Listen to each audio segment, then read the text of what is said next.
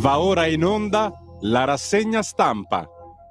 Oh, a me va bene, guarda, se ogni mattina mettiamo un frammento di un pezzo diverso dopo la miagolata dei gatti, ma io sono contentissimo. Se poi c'è la cavalcata delle Valchirie, ma chiaro che uno si aspetta e dici sta per accadere qualche cosa. Accade. Silenzio, che oggi comincia il Festival di Sanremo. Zitti. L'unica nostra salvezza è che c'è Gerry Scotti, almeno quello, lasciatecelo. Buongiorno, certo, oggi Francesco è molto in forma quest'oggi, vuole cavalcare. Allora, signori, cavalchiamo insieme le notizie del giorno. Buon mattino, io sono Sammy Varin. Questo è il mio compiuto messaggio quotidiano, leggervi le prime pagine dei giornali. Gran parte di quelli che leggo poi, insomma, li mettiamo sul tavolo perché cerchiamo di commentarli insieme e soprattutto di capire dove sta la verità, perché molto spesso tutti dicono le stesse identiche cose e la bravura del giornalista è quella di trovare una qualche verità ogni giorno. Oggi è l'11 febbraio 2025. Voi potrete aiutarmi, cari ascoltatori vicini e lontani, voi che ci seguite in TV sul canale 252, voi che ci ascoltate in auto nella banda DAB dell'autoradio, voi che non ve ne importa nulla, avete semplicemente scaricato l'applicazione di Radio Libertà sul vostro cellulare e ogni tanto schiacciate e sentite che cosa vi legge Sammy Varin. Potete conversare con me già a quest'ora inviando un messaggio al 340 67 09 659, lo ripeto, 340 67 09 659. Io appena apro la macchinetta, pling, appaiono subito i messaggini. Pierluigi è il primo. Con sta pioggia e sto vento, chi bussa al convento? Sammy Varin con la rassegna stampa tutte le mattine solo su Radio Libertà, e meno male. Ma dov'è sta pioggia e sto vento? Che fa quasi caldo qui a Milano. Oh, da dove scrivi? Pierluigi, qui ci sta proprio bene. Ah, guarda, li hai fatti eccitare, Francesco. Quando sento la cavalcata delle Valchirie, chissà come mai, mi viene voglia di invadere la Polonia. Capisci? Che se gliela mettiamo troppo, questi poi invadono. Va pian, Pepin. Sì, comunque va bene, vi capisco, poi, insomma, sono quelle cose che gasano, Ma c'è motivo di essere gasati quest'oggi, Che ansia quando apro l'ANSA, apriamo l'agenzia ANSA e c'è Trump che continua a firmare decreti. Trump, un giorno l'Ucraina potrebbe essere russa. Questa frase non compare su nessun quotidiano perché l'ha appena detta. Il presidente americano ha chiesto che Kiev risarcisca gli aiuti militari con 500 miliardi di terre rare. Slurp aveva fatto l'altro giorno Trump, le voglio e le avrà. Hanno accettato di farlo, ha detto. Nella notte attacco russo agli impianti energetici dell'Ucraina, disposte restrizioni. Questa è la notizia principale dell'agenzia ANSA, mentre però su Repubblica ci sono strisce rosse, che novità, sono comunisti, no, a scherzare, perché ci sono novità che riguardano i clan. Palermo, i boss scarcerati riorganizzano i clan. Maxi Blitz, 181 arresti, summit nella chat criptata. Questa è la striscia rossa che compare su Repubblica e che si ripete sul Corriere. Mafia, maxi operazione a Palermo, oltre 180 arresti, disarticolati i mandamenti di San Lorenzo, Pagliarelli e Porta Nuova. Lutto nel mondo della radio e certo lo sappiamo tutti quanti, un nostro collega di una radio importante pare che si sia tolto la vita, un cantiere che definiva truffa e il volo dal 7° piano, i tormenti dietro la morte del direttore di Virgin Radio, Alex Benedetti. Le telecamere della sede dell'emittente in via Turati hanno ripreso mentre scavalcava la finestra. Secondo testimonianze era in pensiero per lavori di ristrutturazione diventati onerosi. I colleghi, un giorno che non avrebbe mai dovuto cominciare. Collega di radio, molto conosciuto.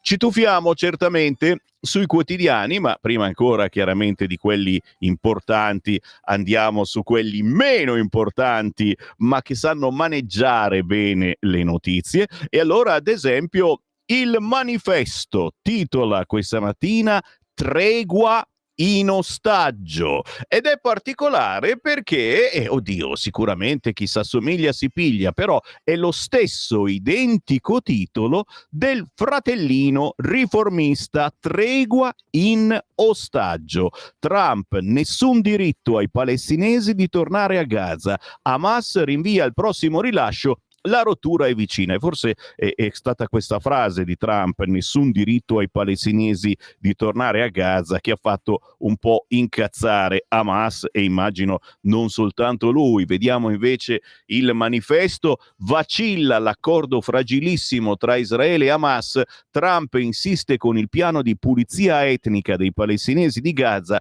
Netanyahu promette di metterlo in pratica, il movimento islamico sospende lo scambio di sabato ma lascia la porta aperta, Palestina sull'orlo del baratro.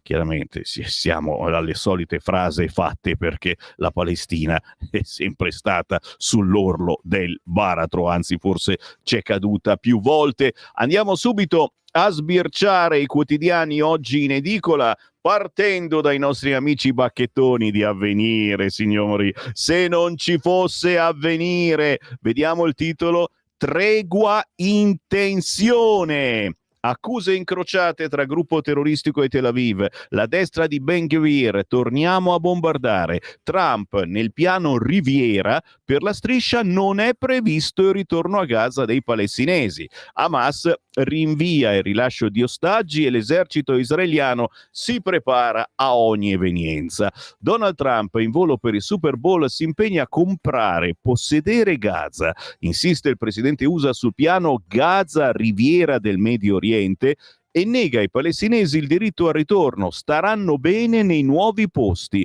Grande soddisfazione di Netanyahu, che, rientrato in Israele, parla di un incontro storico alla Casa Bianca. Le parole di Trump sono come benzina sul fuoco per Hamas. Gaza non è in vendita, la replica. Altissima tensione politica che all'inizio della negoziazione a Doha sulla fase 2 del cessate il fuoco sembra aver già affondato il prosieguo della tregua, anche se in serata Hamas lascia la porta aperta alle liberazioni.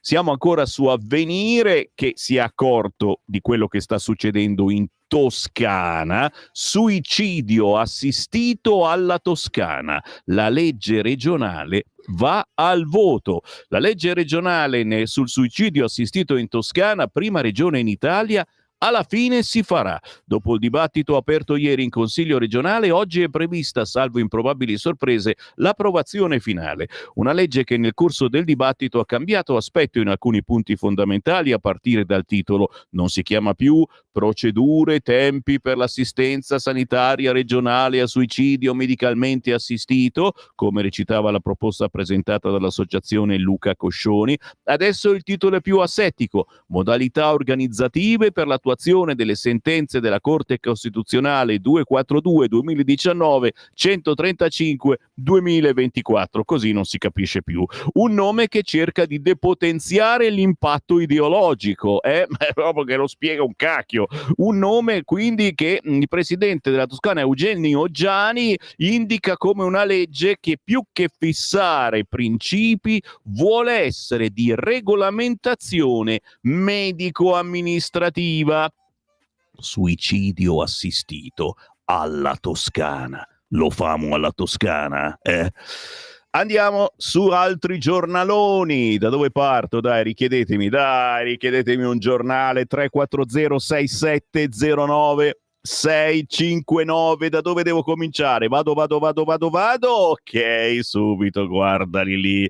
Ok, d'accordo, vado sul quotidiano La Verità. Giudice costretta al dietrofront, fermato sospetto miliziano ISIS. 3 giorni fa fu dato lo stop perché l'Egitto non era sicuro. Dopo aver liberato il presunto terrorista, la stessa toga deve rimangiarsi tutto e convalidare il trattenimento. A Palermo, dopo l'ennesima sospensiva in attesa della Corte UE, un clandestino quasi uccide un connazionale. Queste sono le notizie che non passano sugli altri giornali, ma vi fanno capire un attimo il casino che questi giudici combinano. Fare una roba, poi ci ripensano, tanto sono loro che comandano, è vero. Maurizio Belpietro, ma nessuno protesta, Starmer come Trump, la sinistra deporta i clandestini. Ne parla in prima pagina oggi Belpietro sulla Verità, ma devo dire anche altri quotidiani si sono accorti di questa cosa. Sarà che ci sono le elezioni in ballo? L'ufficio di Lovoi fa archiviare il falso da 700 milioni di Zinga, bilanci alterati, ma presidente laziale non punibile, mai indagato. Ma soprattutto, che interessa a noi la notizia è che a giudizio i portuali di Trieste che si opposero al Green Pass, quelli spruzzati via con gli idranti, ricordate? Caricati dalla polizia e colpiti con gli idranti, insultarono gli agenti. Un proscioglimento, 5 rinvii a giudizio e un rito abbreviato per i dimostranti che nell'ottobre 2021 manifestarono contro il Green Pass al porto di Trieste. I partecipanti alla protesta pacifica, accusati di aver insultato e lanciato oggetti contro gli agenti, furono caricati e colpiti con gli idranti. Questo sul quotidiano La Verità, che naturalmente riporta anche con Alessandro Rico il voto in Toscana, il suicidio assistito ricompatta il PD che scopre l'autonomia della morte. Ricomposta la frattura tra la radicale e cattolici del PD, in regione Toscana si torna a discutere la legge sul fine vita. Oggi potrebbe arrivare il sì definitivo. Il governatore Eugenio Giani spaccia una scelta etica delicata per un mero messaggio amministrativo, mentre la sinistra cade in contraddizione, si è opposta all'autonomia che però ora sfrutta per promuovere la propria agenda. Questo è il quotidiano La Verità, che lasciamo perché subito dopo La Verità le richieste sono già arrivate al 340-6709-659, come nelle prime radio libere. Richiedete il vostro quotidiano e io chiaramente vi leggo le notizie estrapolate da questo. Libero apre invece sulla marcia su Sanremo. Sanremo questa sera comincia Sanremo e non è mancata la domanda antifascista, dai! Io ero quasi preoccupato che non ci fosse un giornalista di quelli intelligenti che faceva la domanda se lei è antifascista. Spunta il Duce pure al festival, scrive oggi Libero. Pronti via, alla prima conferenza stampa chiedono a Carlo Conti di dichiararsi antifascista. Il conduttore, certo che lo sono, ma è una domanda anacronistica. Cominciamo bene. Lo hanno chiesto a lui, a Gerry Scotti e chiaramente la risposta è stata adeguata, diciamo così. Siamo sempre sul quotidiano Libero a proposito del super show delle canzoni. Viva le star dell'Ariston, però risparmiateci sermoni e comizietti, scrive Daniele Capezzone, che forse sarà accontentato perché dicono non ci sarà il solito soliloquio, ma saranno le canzoni veramente importanti. Bah, tu ci credi? E comunque, se non c'è Sanremo a fare polemica, oggi la polemica la faremo noi, perché nel corso della nostra rassegna stampa io vi trasmetterò in anteprima, forse sono la prima radio che fa una roba del genere, il dissing di Capa. Chi è questo Capa? Caparezza? No! Caparini, storico leghista, ex parlamentare, oggi consigliere regionale della Lega qui in Lombardia, che ha fatto una canzone.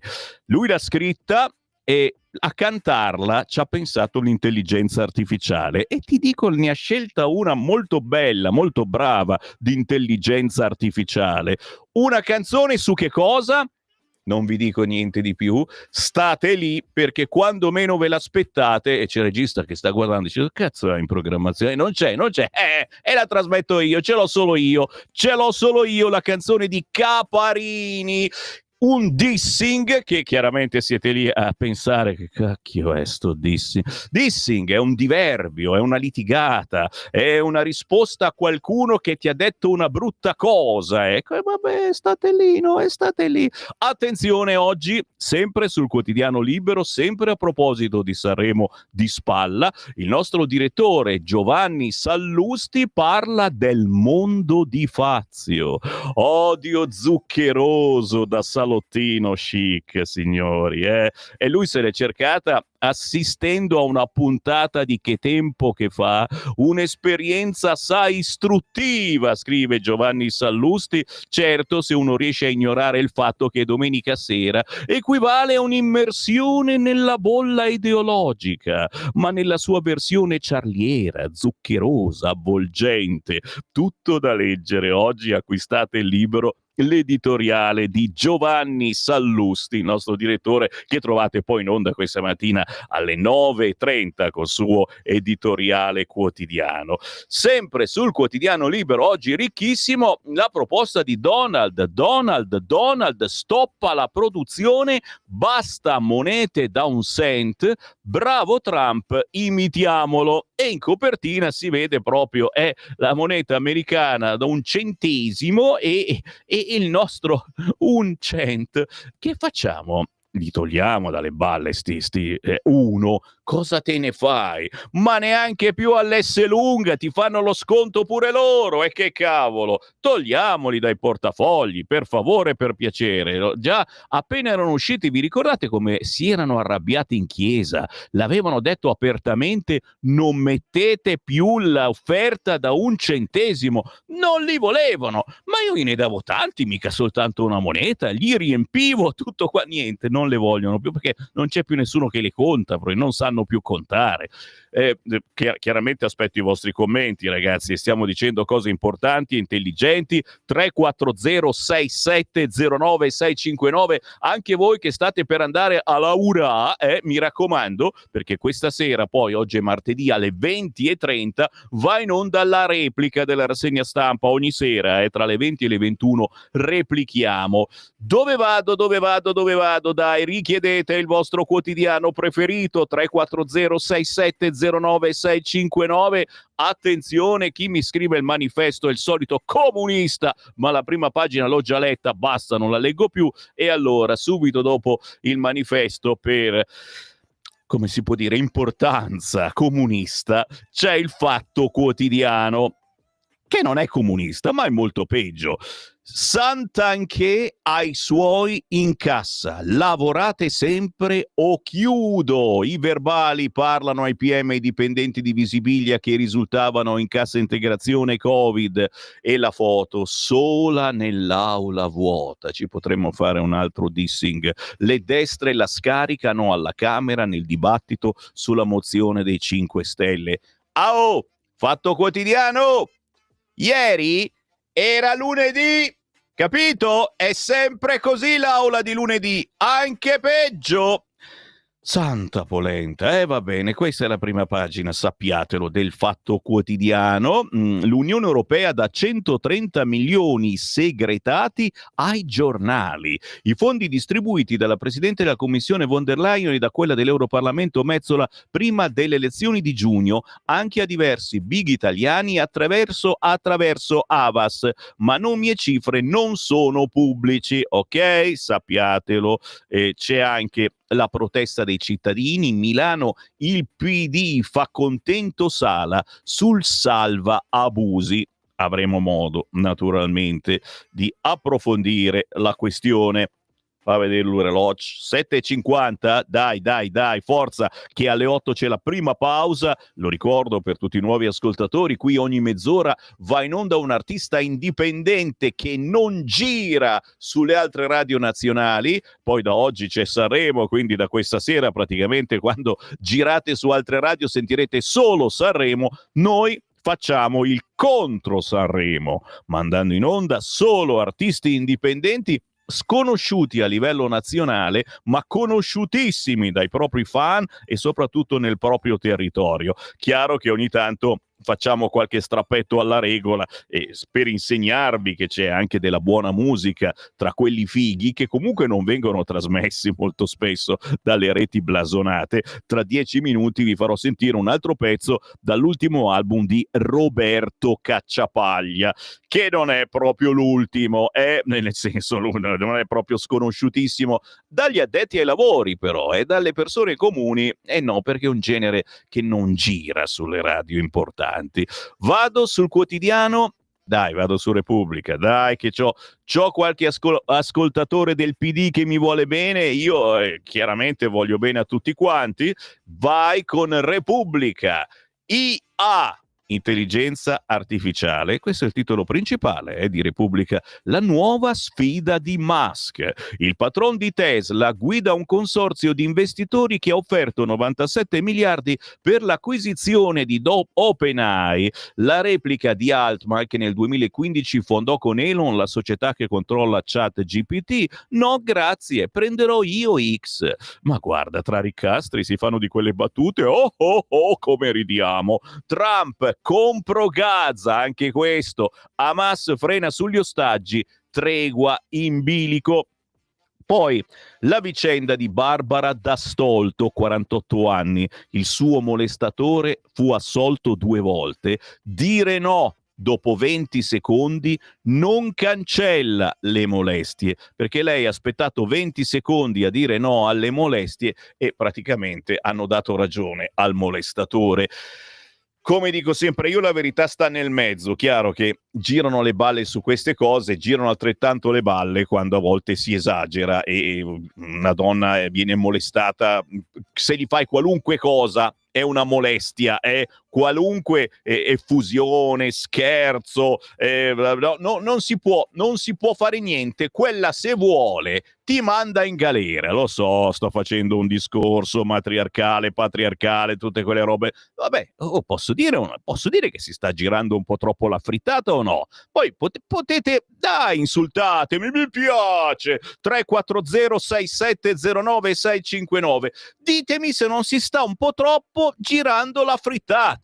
Io esco con una ragazza e quella può dire che io l'ho violentata semplicemente perché gli ho messo la mano sulla gamba mentre le parlavo. E non si fanno. È perché tu metti la mano sulla gamba a Francesco mentre gli parli, Sammy?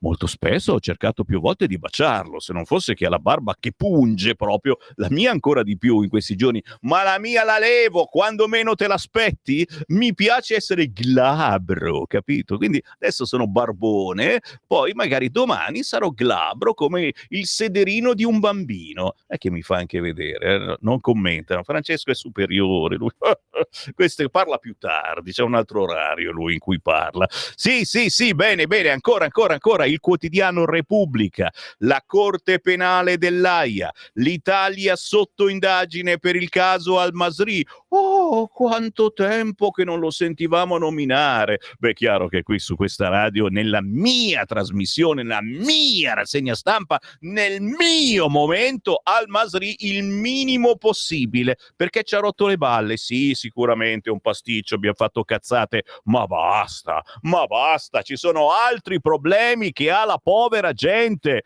La Corte Penale Internazionale apre un procedimento sul caso Al-Masri mettendo sotto accusa l'Italia. Tanto adesso la togliamo di mezzo la Corte Penale Internazionale. Che cacchio rompe? Si tratta di un'azione senza precedenti per il nostro paese, ma spiegano dalla Corte quasi inevitabile dopo la scarcerazione del criminale libico. Il rischio concreto che avvenga un deferimento al Consiglio di sicurezza dell'ONU. Oh mamma mia, ci dichiarano guerra. La Premier ha dato mandato al Ministero della Giustizia di evitare lo scontro. Bene.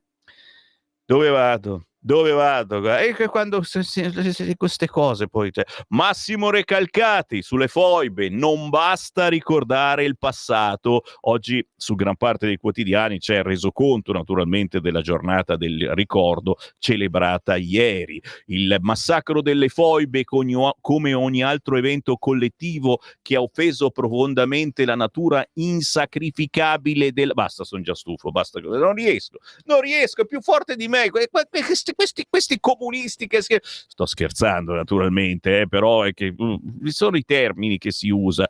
Può essere solo ricordato, quindi questo massacro può essere solo ricordato? No, dice Massimo Recalcati, vi elaboro con la mia intelligenza artificiale, picciu, prevedo quello che dice, bisogna inoltrarlo, bisogna lasciarlo in eredità anche ai nostri figli, ai nostri nipoti. Oh, e te l'ho fatta facile, Massimo Recalcati. Hai visto? In 3 righe è finito il tuo Sto scherzando, però abbiamo tanta fretta. No, che ci ha fatto un po' arrabbiare che non è stato detto niente dalla Schlein sul fatto che siano stati comunisti a combinare queste cose. La Schlein è assolutamente muta d'accento e di pensiero. Bah! Dove vado? Lo so dove mi volete far andare, sul quotidiano La Stampa. Perché? Perché è l'unico quotidiano che mette in prima pagina fisco e guerre, Salvini sfida Meloni. E c'è qualche bel paginone su Salvini. Il leader della Lega all'attacco. Pace fiscale, emergenza nazionale. E vola in Israele per vedere Netanyahu. Capite che forse la Lega è quella che c'ha sempre ragione, tessera RIA 1987, dice sei un po' di parte, Sammy Varin. Ma no, è che davvero gli italiani hanno bisogno di un aiuto. Bisogna pagare le tasse? Sì. Chi ha fatto la dichiarazione dei redditi e non ce la fa, diamogli altre possibilità. La Lega le prova tutte, anche perché altrimenti questi sono personaggi che non pagano, vanno avanti a non pagare. Al-Masri, ora l'AIA indaga sull'Italia, Santanchè la maggioranza diserta il dibattito sulla fiducia, era lunedì, canta che non passa, scrive oggi La Stampa in prima pagina, stasera via un Sanremo all'insegna della Pax Contiana, niente politica, vogliamo solo divertirci, che non è male sta roba, non è niente male, stiamo a vedere, siamo tutti un po' curiosi, almeno un quarto d'ora ce lo guardiamo, stasera a Sanremo, ve la faccio la domanda, dai, ditemelo, e non ditemi la solita risposta, no, io non guardo Sanremo dal 1942, 340 6709 659, c'è un qualche cosa che vi incuriosisce di Sanremo questa sera? Qualche motivo per cui non lo starete lì a guardare tutto, ma magari 10 minuti o il riassuntino generale in qualche servizio, magari sulla nostra radio 340 6709 659. Dove vado? Lo so dove. Qualcuno mi vorrebbe mandare, certamente, ma io con gentilezza dico no, grazie, sto per fermarmi. Infatti c'è la pausa delle ore 8 con la canzone Sky Door di Roberto Cacciapaglia, ma vi volevo anticipare da quale quotidiano partirò. Ambimbo, partiamo dal quotidiano La Stampa. Ho deciso, assolutamente sì, perché è quella che mette in prima pagina Matteo Salvini, ma anche all'interno tanti servizi su quanto sta proponendo la Lega sul fronte rottamazione. Stai ascoltando Radio Libertà. la tua voce libera, senza filtri né censura. La tua radio.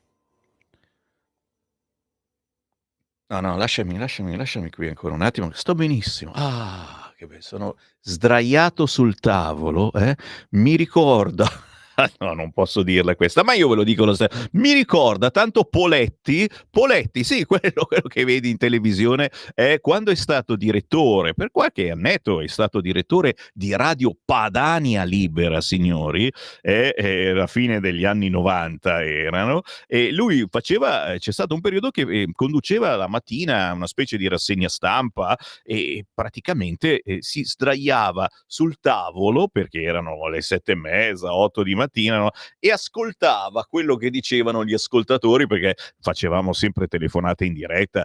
Radio Padania è nata proprio per ascoltare la gente, su ordine del nostro capo con la K Umberto Bossi, una radio che ascoltasse la gente. Per cui c'era Poletti così stanco la mattina, distrutto, che si sdraiava sulla scrivania con i microfoni sopra di lui e lui parlava da sdraiato. Grandissimo Poletti. Un abbraccio da Sammy Varin, ci ricordiamo sempre l'un l'altro. Il buongiorno da Sammy Varin con Roberto Cacciapaglia, Sky d'Oro, un viaggio musicale tra emozione e spiritualità che il maestro si appresta a portare anche in giro per l'Italia, signori. Il 25 marzo Cacciapaglia sarà a Milano, il 28 a Verona, poi Bologna, Perugia, Firenze e Roma. Se siete amanti del genere, ma soprattutto vi rilassa il pianoforte, bella idea andare ad ascoltare Roberto Cacciapaglia. Ma intanto io sono pronto ad ascoltare voi, cari amici vicini e lontani. No, non con le telefonate in diretta, però, come minimo un po' di WhatsApp ve li leggo tra quelli che stanno arrivando al 340 67 09 659. Oh, sta roba qua hai messo 3 minuti di cavalcata delle Valchirie e me li hai fatti eccitare tutti quanti gli ascoltatori. France, e che stiamo a fare? Stiamo passando da deportazione a pulizia etnica, enfatizzare. Come farà zio Paperone con la numero 1? Ah sì, perché si voglia togliere il centino. Senti, siete contenti se togliamo un centesimo anche qua in Italia? Facciamo un referendum, proponiamo, facciamo una mozione, anzi di più una pozione per togliere questi piccolini che poi già sono spariti. Dove sono? Dove sono finiti? Boh. Indipendentemente dalla politica non guardo Sanremo perché dopo cena voglio digerire, non vomitare. Di esagerato. Buongiorno Sammy, ieri c'era un'intervista a Dragone, un militare italiano della NATO sul Corriere, affermazioni pericolosissime. Ti è sfuggita? Me la sono fatta sfuggire, assolutamente sì. Caro Sammy, sempre peggio nella Unione Sovietica Europea, questo è secessionista. Da ieri in Europa è legale aggiungere polvere di larve ai prodotti alimentari. Ecco cosa mi è rimasto sullo stomaco ieri sera. È entrato in vigore nei paesi dell'Unione Europea un regolamento che consente l'uso della polvere ricavata dalle larve del verme della farina. Ma quanti ne abbiamo mangiati di questi vermi? State lì a guardare sempre se la farina è tutta pulita, gni gni gni gni. Quel che ne me lo siete mangiato di sicuro. Sì, lo sappiamo, si può utilizzare anche questa larva nella produzione di pane, formaggi, pasta, sughi e marmellate. Per gli italici un consiglio: fatevi il pane in casa. E non c'ho tempo, che cazzo, Luca, vieni tu a farmi il pane in casa. Semplicemente si guardano gli ingredienti, c'è l'obbligo di specificare gli ingredienti, mentre invece quando fa la camola lì non è scritto negli ingredienti. Capita, ti mangi il vermetto, oh signor, sarà la fine del mondo. Sammy, qui ci arriveremmo minimo tra 3 anni a togliere un centesimo. In Svizzera, che è un paese serio, si parte dai 5 centesimi da sempre. Cara Dani, parole sante. AI, Artificial Intelligence. Sì, no, non la capirò mai, ragazzi, lasciate stare, una mia deviazione. AI è l'intelligenza artificiale, punto. Oh, ieri ho sentito che la Lega vuole una legge per obbligare le musulmane. Se leggo così capisco che quando mi fate gli errori, perché tu non dovresti vederli i messaggi che mi arrivano, ragazzi, sono impossibili da leggere, bisogna decriptarli per obbligare le musulmane a non indossare il burqa in luoghi pubblici. Vero, ci stiamo pensando seriamente, non solo qui in Lombardia ma in tutta Italia. Però, se quando un musulmano picchiava la moglie e questo fu denunciato, un giudice italiano lo ha assolto perché disse che era usanza nel loro paese, finché in Italia ci sono giudici come questo che interpretano le leggi a loro piacimento, né mo né mai se ne verrà a capo. Cara Clara, sì, però dobbiamo pur provarci, ragazzi. Facendo queste leggi si fanno arrabbiare molto i musulmani, già, che poi ti rispondono minacciando di morte, ad esempio la Sardone, Silvia Sardone, europarlamentare della Lega, la più votata donna della Lega. Ed è successo proprio l'altro giorno che dei Maranza hanno fatto addirittura una canzoncina in cui mandavano a fanculo Silvia Sardone. Cos'è successo? Che tutti noi della Lega e non solo della Lega ci siamo un po' arrabbiati, diciamo, ma questi Maranza vogliono fare il bello e cattivo tempo, qualunque cosa c'hanno sempre ragione loro, se non fosse che poi loro le donne le trattano davvero male.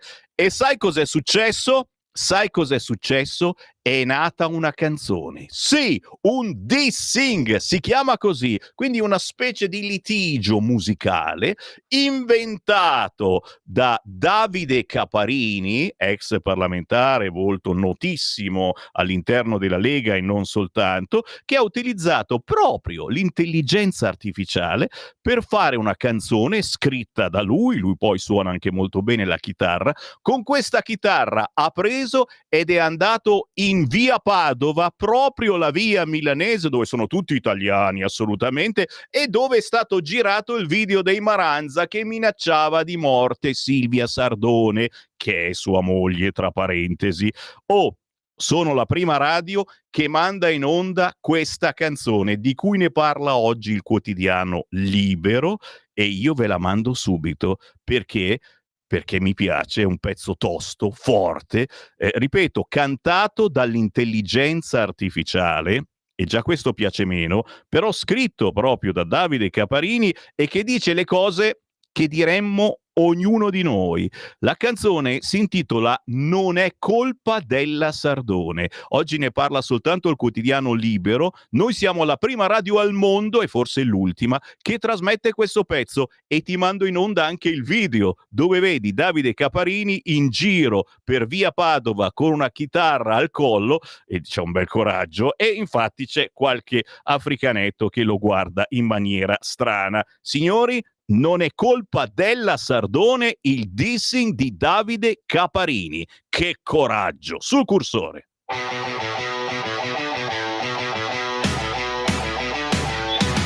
Nella patria di Caravaggio fai il TikToker e ti credi personaggio.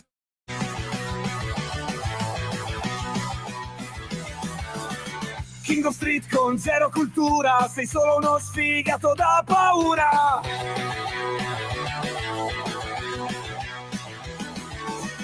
Qui abbiamo la bellezza eterna, ma tu vivi in una caverna. Dici di rispettare la tua donna, ma non puoi indossare la minigonna. Per scrivere una canzone devi insultare la mia nazione. Non è colpa della Sardone se sei un coglione.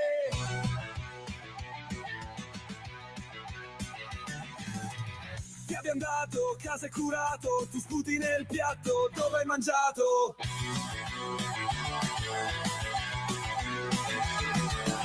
A te ti insulti la polizia, ma quella divisa è anche un po' mia.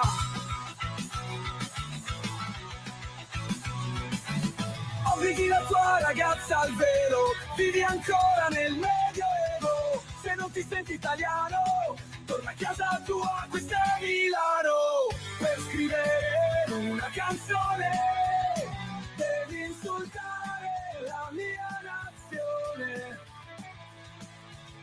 Non è colpa della Sardone se sei un coglione.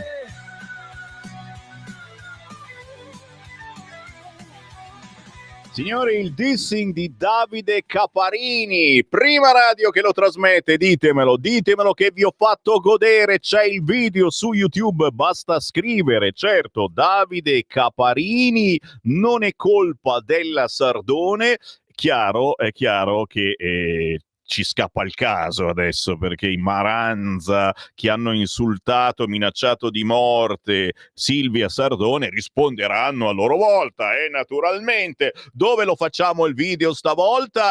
Lo facciamo in Viale Monza, siamo sempre lì. Buongiorno, vi ho svegliato in maniera bella tosta, giù dalle brande. Vabbè, meno male, perché prima se no c'era la canzoncina Plin Plon di Roberto Cacciapaglia, non era abbastanza forte. Bravo Davide Caparini, intervisteremo sia lui che Silvia Sardone domani alle 11:30, domani mercoledì ore 11:30 nel Focus Lombardia, ok? Sappiatelo.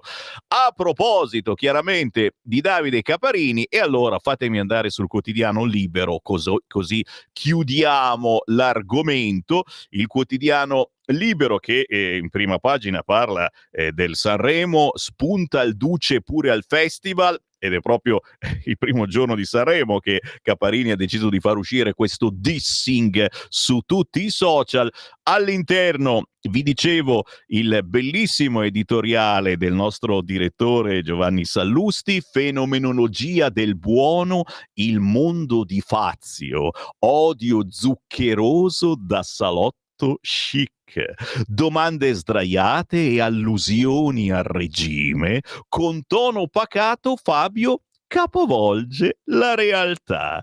Tutto da leggere, signori, a pagina 8 di Libero, il Telepartigiani, il maestrino del 9, e ciò che scrive il nostro direttore Sallusti, che ricorda anche naturalmente ciò che dice sulla Salis il conduttore: se occupate case, pubblicate sfitte se occupate case pubbliche sfitte perché dite che c'è un sistema che non funziona, entrate nel tentativo di regolamentare la distribuzione di case pubbliche. Sappiamo che gli ospiti da Fazio sono sempre molto particolari.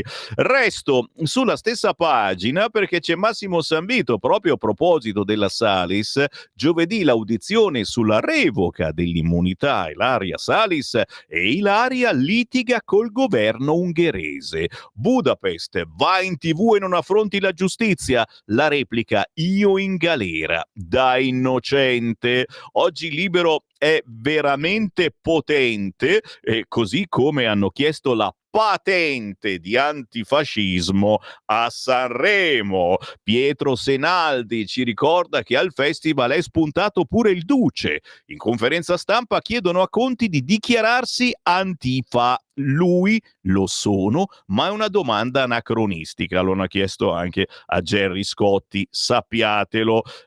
Sempre sul quotidiano Libero, a proposito della rottamazione, di cui devo dirvi parlano anche oggi gran parte dei quotidiani, l'ostruzionismo della sinistra. La Commissione Affari Costituzionali del Senato ha rinviato nuovamente la seduta, tornerà a riunirsi oggi a mezzogiorno. Le opposizioni sono sulle barricate, chiedono il ritiro dell'emendamento dei relatori che riaprono la rottamazione quater per chi è decaduto dal beneficio e proroga i termini per il concordato preventivo biennale. Se non tolgono il fisco dal tavolo è impossibile procedere, affermano i capigruppo del PD in Commissione Affari Costituzionali e in Commissione Finanze Giorgis e Manca, precisando di avere chiesto che l'emendamento venga ritirato oppure si procederà col voto su 1300 emendamenti. La rottamazione delle vecchie cartelle è un cavallo di battaglia della Lega, che è tornata alla carica nei giorni scorsi. Domani il partito di Matteo Salvini ha convocato un consiglio federale urgente proprio sulla pace fiscale.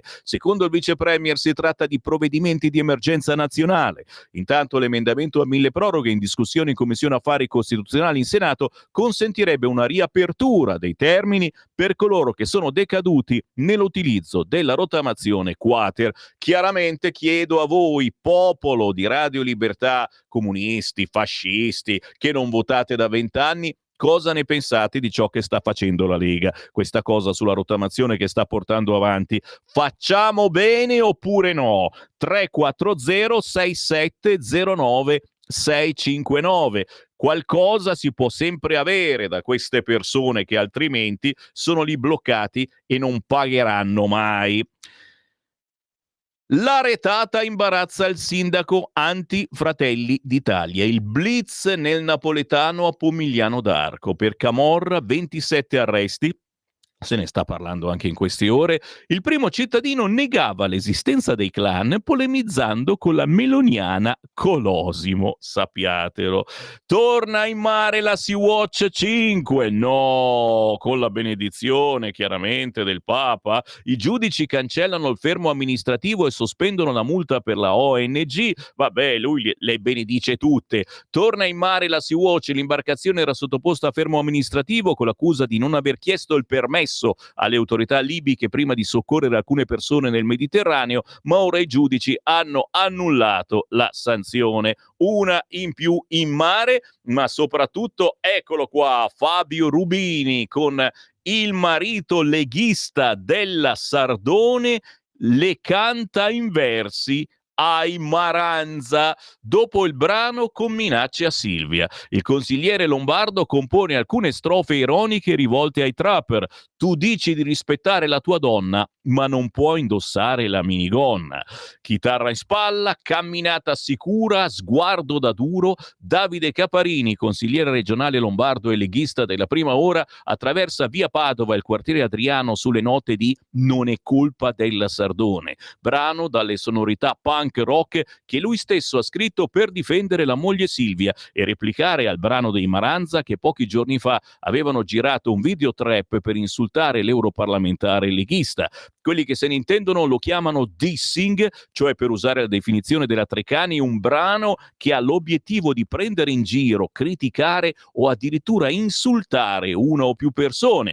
E per quanto ne sappiamo, questo potrebbe essere il primo a tema politico. Nel caso dei Maranza si trattava, come detto, di insultare anche a gesti e minacciare Silvia Sardone. Il mio intento invece è ironico, dice Caparini. Li prendo in giro perché l'ultimo video che hanno fatto era proprio cattivo, con ragazzi che avevano atteggiamenti da sbruffoni, da padroni della via. Allora mi sono detto, perché non rispondergli sul loro stesso terreno? E così eccolo a lavorare di notte in studio di registrazione, già perché musica e testo sono firmati da Davide Caparini, che da sempre suona la chitarra con la sua band, i Senso Unico. La voce invece è stata creata con l'intelligenza artificiale. Non è colpa della Sardone, la potete ascoltare e vedere su YouTube e chiaramente su gran parte dei social. Davide Caparini e Silvia Sardone li avremo ospiti domani, mercoledì alle 11:30 su queste frequenze. 340 6709 659. Datemi sempre il vostro responso su ciò che sto trasmettendo e vi porterò anche sul Corriere della Sera. Gaza, la tregua torna a rischio. Hamas sospende i rilasci degli ostaggi, la risposta al piano di Trump. Netanyahu convoca i vertici della difesa, via ai dazi americani del 25% su acciaio e alluminio. Tensione con Bruxelles, ingiustificati. Di spalla l'editoriale di Antonio Polito che parla di ciò che sta avvenendo in Inghilterra. Migranti in manette a sinistra.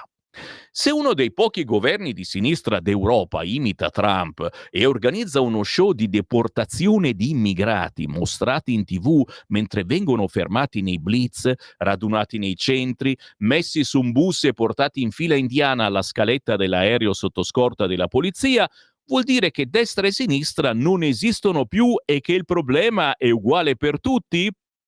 Chissà perché. Mi viene in mente ciò che sta avvenendo a Monfalcone, dove la Lega e il centrodestra hanno denunciato questo fatto delle ragazze che vanno a scuola con il niqab e c'è uno stanzino apposta per riconoscerle e poi ritornano in classe che non si vede manco che faccia anno. E il PD è d'accordo con la Lega dicendo no, è una vergogna, eccetera. Ma chissà come mai il PD è d'accordo con la Lega? Semplicemente perché a Monfalcone tra poco si vota. Chiusa la parentesi e ritorno sul Corriere. Il premier britannico Starmer, preso alla gola da sondaggi impietosi che segnalano la scalata della destra xenofoba di Farage, sta obbedendo a un vecchio detto inglese: If you can beat them, join them. Se non puoi batterli, unisciti a loro.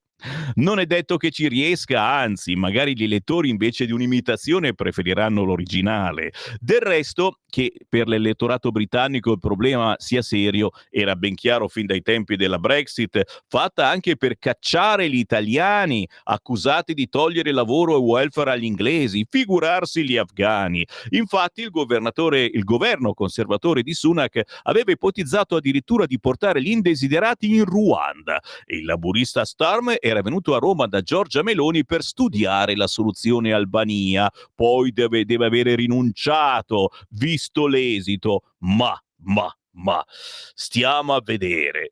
Intanto, io proprio vado ancora avanti, zitto, quatto, mi tuffo all'interno del quotidiano Il Corriere, ho ancora 5 minuti e vi leggo quello che accade sui centri albanesi. Proprio a proposito, i centri albanesi saranno usati per il rimpatrio degli espulsi.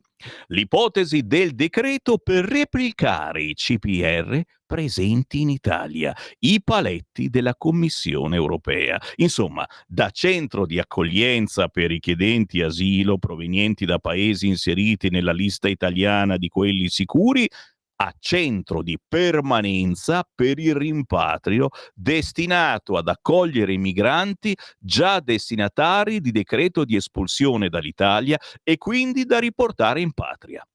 È il destino che attende il complesso albanese di Jadè e forse anche l'hotspot sulla costa di Shëngjin. Il governo è infatti intenzionato, scrive il Corriere, a trasformare per decreto la destinazione d'uso dei centri aperti sulla base del trattato con Tirana dopo le 3 bocciature dei trattenimenti da parte dei giudici dell'immigrazione e della Corte d'Appello di Roma e in attesa della sentenza dei magistrati della Corte di Giustizia europea.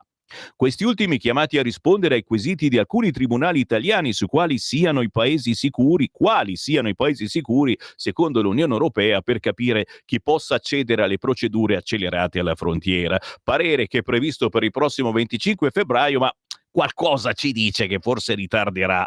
L'esecutivo vuole agire prima, anche perché i giudici di Lussemburgo potrebbero appunto prendersi altro tempo. Il decreto allo studio modifica la legge istitutiva dei centri in Albania, ma non il memorandum con Tirana siglato il 6 novembre di 2 anni fa. In pratica, secondo il piano che potrebbe essere varato a breve, i migranti che si trovano in Italia e che sono già destinatari di provvedimento di espulsione già convalidato dal giudice potranno essere portati dall'altra parte dell'Adriatico e reclusi nei nuovi CPR albanesi in previsione del loro rimpatrio.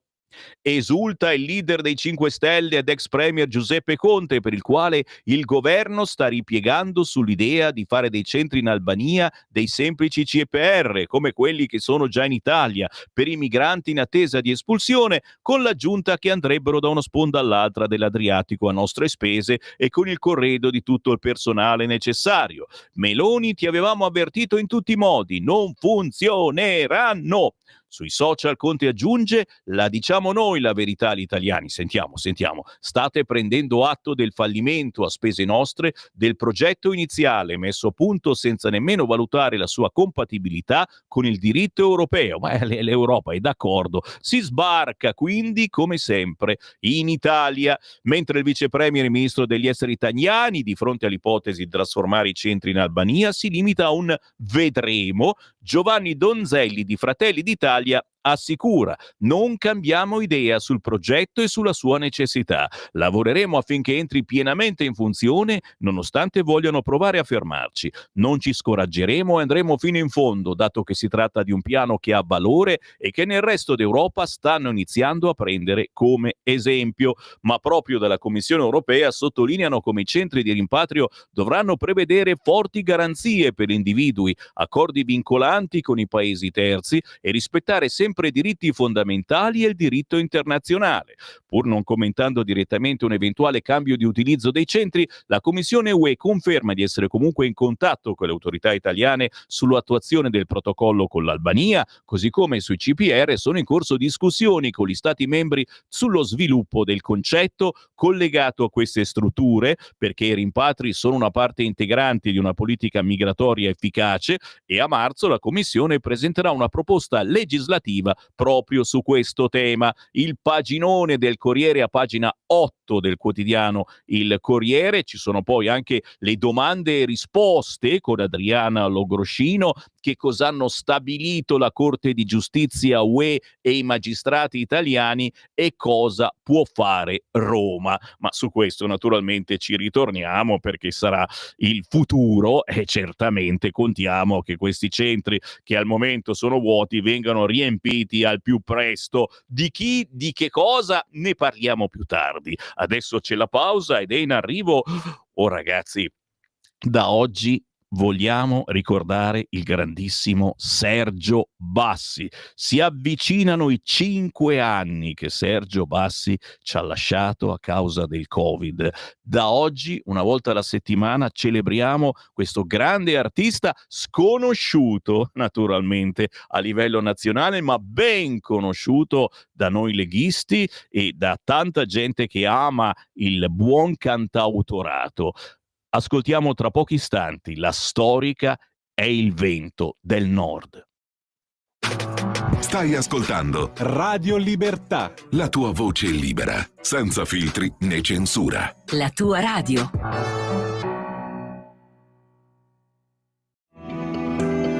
Il meteo.it presenta le previsioni del giorno.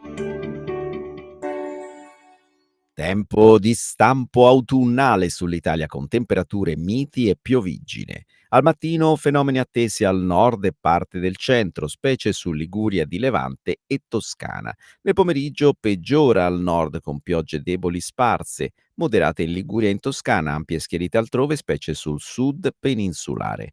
Temperature massime in calo al centro-nord e leggero aumento sul resto del territorio. Per ora è tutto da ilmeteo.it, dove il fa la differenza anche nella nostra app. Una buona giornata da Lorenzo Tedici. Avete ascoltato le previsioni del giorno. Lo amiamo perché ci offre sempre le cose più buone e naturali. Linea Alberto Acerbis. Un saluto cari amiche, cari amici, cari ascoltatori di Radio Libertà da Alberto Acerbis.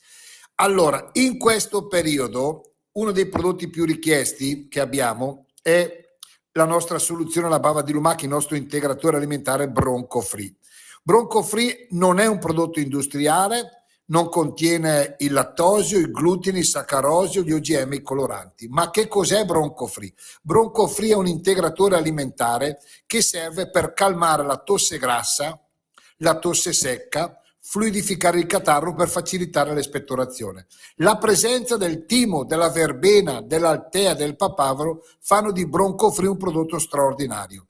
Ricordo, ve lo dico subito per evitare problemi, che non è un prodotto industriale, quindi non è che uno ce l'ha dando un calcio alla siepe, ok? Escono fuori già fatti. Nel Bronco Free la presenza importante della bava di lumaca, del mucopolisaccaride e tutti i suoi principi attivi, che ormai si sa da anni le proprietà straordinarie del mucopolisaccaride. I principi attivi servono per calmare la tosse, ma in modo particolare per fluidificare il catarro e facilitare l'espettorazione. Si prende prima di coricarsi o al bisogno. Lo possono prendere tutti. Ricordo, è un prodotto naturale, un successo che ormai noi abbiamo testimoniato da 18 anni. Però state attenti bene all'offerta, questo è il momento per ordinarlo. 3 flaconi di Bronco Free a casa vostra, il trasporto non lo pagate, dicendo io ascolto Radio Libertà, 59 euro. 59 euro. E se chiamate adesso lo 030 68 40 408 con i 3 flaconi di Bronco Free, un bellissimo e utilissimo regalo per voi. Quindi chiamate adesso subito 030 68 40 408 oppure visitate lecatier.it. Ciao! Stai ascoltando Radio Libertà, la tua voce libera, senza filtri né censure, la tua radio.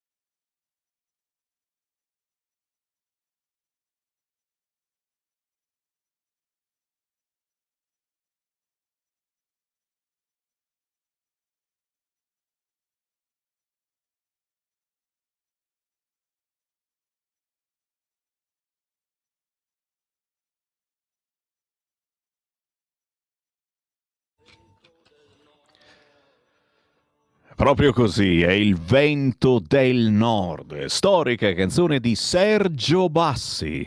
Ma il vento del nord soffia ancora e mette anche un po' di paura. Il 15 marzo saranno 5 anni che Sergio Bassi ci ha lasciato.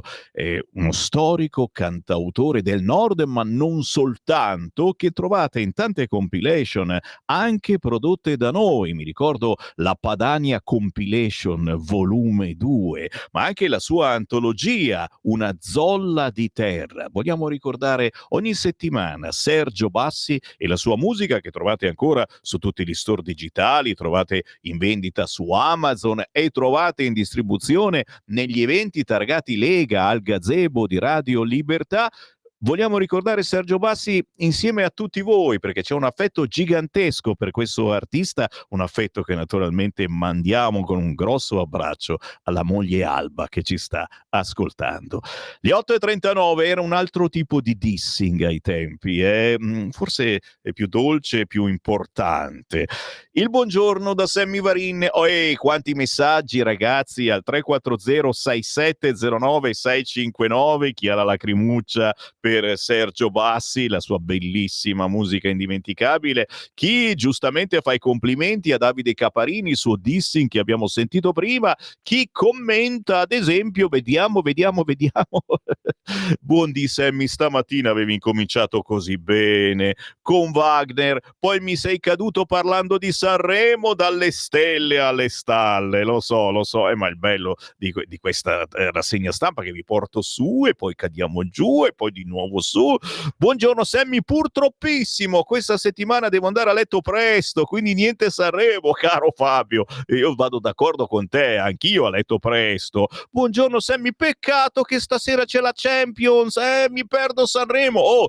Trovate tutte le scuse buone. Francesco, il centesimo erano le 20 lire, ci compravo le caramelle, oggi non ci compri più niente, scopri che i 100 euro volano via dal portafoglio che non li vedi neanche. Ecco l'euro fregatura. Luca da Milano, buona Padania.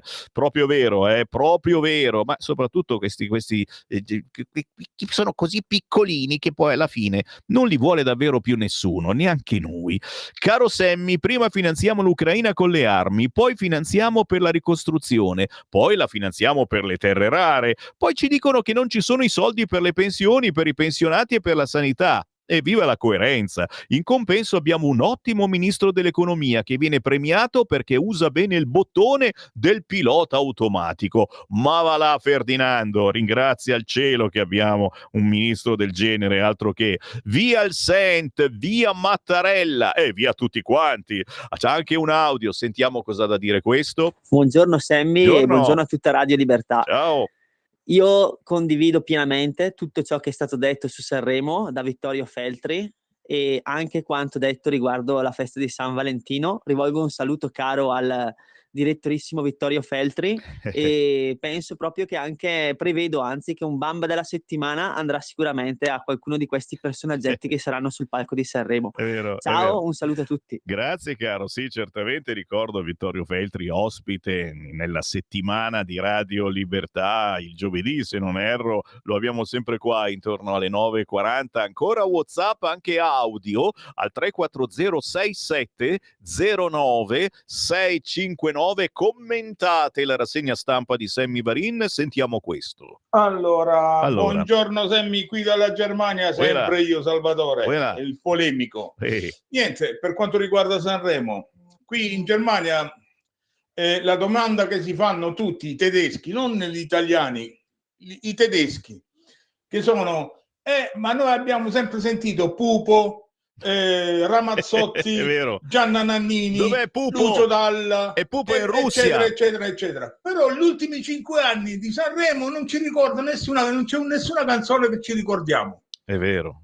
Voi ve la ricordate qualche canzone degli ultimi 5 anni di Sanremo? Buona giornata e buon proseguimento. Grazie, sempre caro. io, Salvatore dalla Germania. Grazie Salvatore, approfitto per salutare tutti gli italiani all'estero che ci seguono da tutto il mondo, anche nel podcast, signori, cliccate radiolibertà.net, podcast, ci sono tutte le registrazioni delle nostre trasmissioni, ve le scaricate, ve le ascoltate quando volete. È vero, il tentativo di questo Sanremo sarà proporre dei pezzi che riescano a resistere per più di 2 o 3 mesi.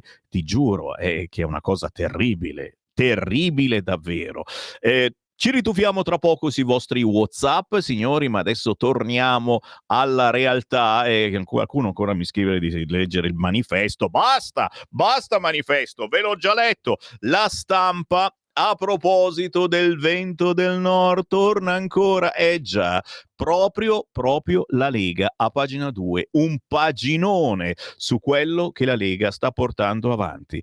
Urgente la pace fiscale, Salvini sfida Meloni, Fratelli d'Italia frena, Giorgetti media. La Lega insiste, 120 rate sui debiti fiscali senza sanzioni né interessi. Domani in Consiglio federale. Al Senato arriva l'emendamento che riapre i termini della vecchia sanatoria sulle cartelle esattoriali, scrive Luca Monticelli oggi sulla Stampa. Giancarlo Giorgetti al lavoro con la struttura della Ragioneria per cercare le coperture della nuova rottamazione fiscale chiesta a gran voce da Matteo Salvini. Il ministro dell'Economia è impegnato a trovare una soluzione che accontenti il leader del suo partito, che sulla battaglia fiscale non ha più intenzione di fare passi indietro, però deve mediare anche con gli alleati. Gli esponenti di Fratelli d'Italia temono che la dote per finanziare la nuova rottamazione si mangi le risorse che servono per tagliare le tasse al ceto medio. Discorso simile lo fa Forza Italia, che plaude alla sanatoria, però continua a ritenere prioritaria la riduzione dell'IRPEF. La proposta di legge leghista per una rottamazione decennale in 120 rate, senza sanzioni né interessi, rischia di costare 5 miliardi di euro, di cui 3 l'anno prossimo. Perciò l'idea del titolare del MEF è andare incontro solo a chi non ha potuto pagare per necessità e non per scelta. Tuttavia Salvini va avanti e, in vista del suo ritorno da Israele, ha già convocato per domani un consiglio federale a cui parteciperà Giorgetti, con all'ordine del giorno il fisco come emergenza nazionale. Negli scorsi giorni, sono sempre sulla Stampa, nel mirino del segretario del Carroccio è finito il vice ministro delle finanze Maurizio Leo, colpevole di aver spinto sul concordato e di avere frenato sulle cartelle. Vorrei sgombrare il campo da un equivoco. Sono d'accordo su una nuova rottamazione, assicura Leo, che spiega è una misura importante, così come quella per ridurre l'IRPEF al ceto medio, ovvero quella fascia di contribuenti che hanno un reddito tra i 28 e i 60 mila euro, ma sono interventi da realizzare alla luce delle osservazioni della Ragioneria. Dobbiamo fare interventi con la dovuta attenzione ai conti pubblici. Qui mi fermo perché poi, se scendo un po' più sotto, sempre sulla Stampa, c'è l'intervista a Stefano Bonaccini. Il Carroccio vuole premiare i furbetti, i patrioti puntano a un'Europa debole, scrive Francesca Schianchi. Chi è abituato ai condoni premiando i furbetti e non chi rispetta le regole è inevitabile che riproponga la pace fiscale. Così commenta l'eurodeputato e presidente del PD Stefano Bonaccini la nuova battaglia inaugurata da Matteo Salvini. Pensi piuttosto a scusarsi a nome del segretario leghista siciliano, secondo cui il ponte dello Stretto è più importante di strade e ospedali. Ha visto la convention dei patrioti del weekend a Madrid? Meno Europa e più libertà, lo slogan, risponde Bonaccini, più libertà. Cominci Orban, se è così stanco dell'Unione Europea, chieda di uscirne, restituisca i tanti aiuti ricevuti. Questi si definiscono patrioti, ma fanno il gioco di chi vuole l'Europa debole e irrilevante, a partire da Trump e Musk e Putin. Salvini è stato uno dei protagonisti. Se penso a quando indossava le felpe no euro e proponeva referendum per uscire dall'Unione Europea, potrebbe chiedere ai tanti imprenditori italiani che esportano cosa sarebbe successo se fossimo rimasti nella lira, altro che competitività.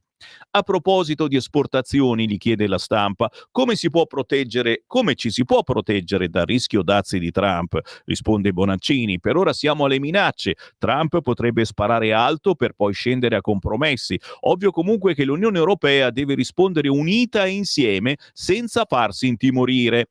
La premier Meloni può essere una mediatrice tra USA e Unione Europea? Risponde Bonaccini. La politica commerciale è competenza esclusivamente europea ed è la Commissione Europea unita che può decidere la risposta a Trump. Se Meloni aiuta in questo senso, bene. Se invece pensasse di fare da sola, farebbe danni. L'aggressività degli Stati Uniti rischia di indebolire l'Unione Europea? Risponde Bonaccini. L'Unione Europea rischia se ogni Stato pensa di cavarsela da solo. Quello che non è più rinviabile passare da una efficace unione monetaria a una più efficace unione politica, superando il diritto di veto. Facile a dirsi, difficilissimo a farsi, scrive La Stampa. Trump, con la sua arroganza, dice Bonaccini, e aggressività, può essere una minaccia reale, ma io penso possa diventare per l'Unione Europea anche un'opportunità. Solo se uniti possiamo competere con vecchie e nuove potenze. Serve reagire oggi per non trovarci più poveri e irrilevanti domani. Intanto l'Italia si schiera con Trump, che attacca la Corte Penale Internazionale, mentre altri 79 paesi la difendono. Risponde Bonaccini: la cooperazione e il riconoscimento di organismi multilaterali e sovranazionali è stata un'evoluzione molto importante per consolidare la democrazia, la pace e lo Stato di diritto. Vedere indietreggiare il nostro paese preoccupa non poco. Che effetto le fa questo attacco della maggioranza alla magistratura? Nulla di nuovo, dice Bonaccini, sotto il sole, la solita destra che quando non riesce a mantenere le promesse fatte in campagna elettorale ha necessità di costruirsi nemici e capri espiatori.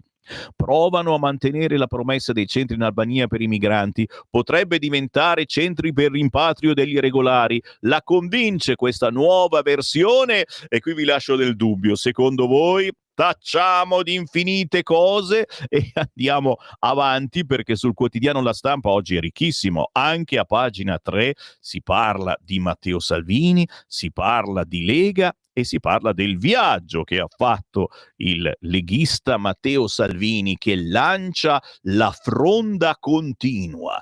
Ora ci riprendiamo i nostri spazi. Nel retroscena quest'oggi sul quotidiano La Stampa, campagna di midterm sulle tasse e nella scia di Trump, l'offensiva preoccupa Meloni, il blitz da Netanyahu, primo membro di governo UE a vederlo dopo il mandato di arresto. Il vice premier sconfina in campi del ministro degli esteri e della premier, fa notare La Stampa, con Ilario Lombardo, e le foto naturalmente di Salvini e Netanyahu che si danno la mano.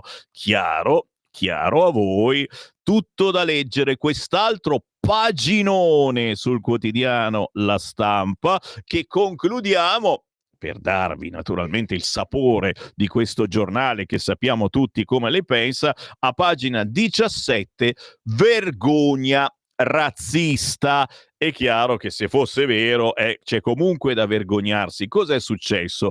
A Biella, insulti per il colore della pelle in una partita di calcio tra ragazzini. Vittima un 13enne, da poco in Italia. Il responsabile del settore giovanile della squadra di casa: mai accaduto nulla di simile, siamo inclusivi. Chiaramente tutto da leggere questo caso, che è avvenuto poi in quel di Aosta.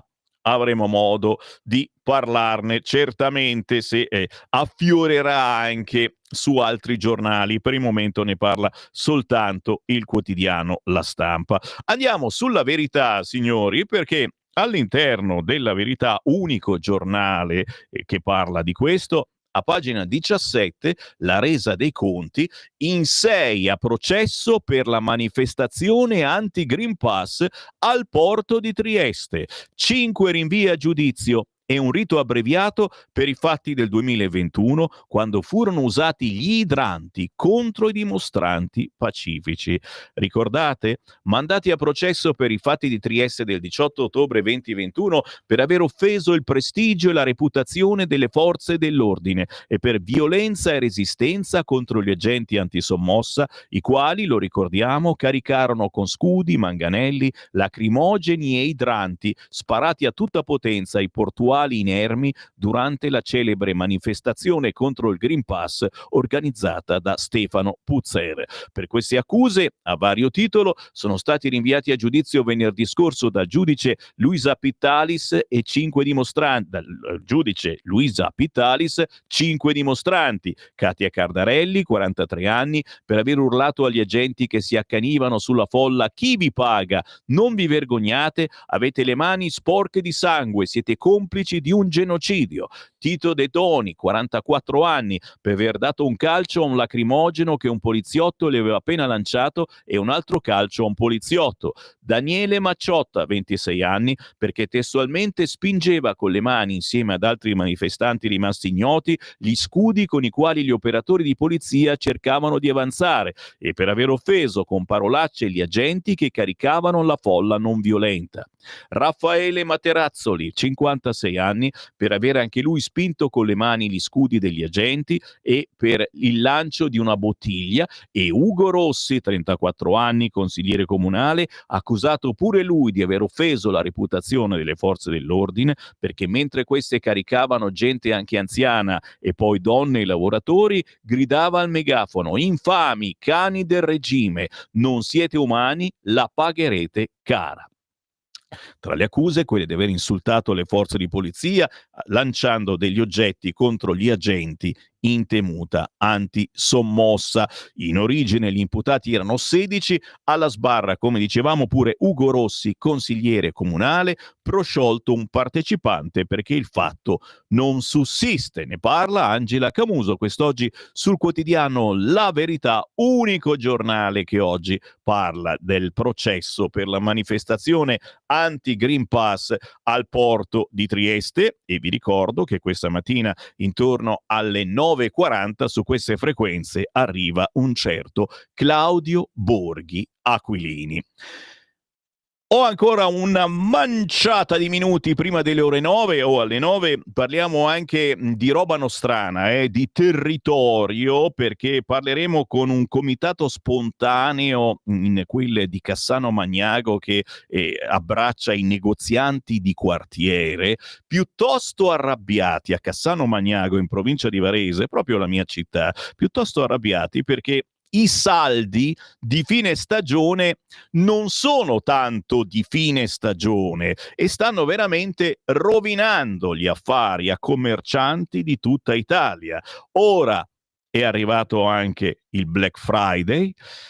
Dove stiamo finendo? Punto di domanda. Ci torniamo assolutamente tra pochissimo, subito dopo le 9 parleremo di territorio, ma una proposta che arriva dal territorio e che riguarda tutta l'Italia. Intanto torniamo per un attimo a pagina 10 del Corriere, perché lo dicevamo anche in prima pagina: rincorsa populista di Starmer, pubblici i video delle espulsioni. Sembra di vedere Trump.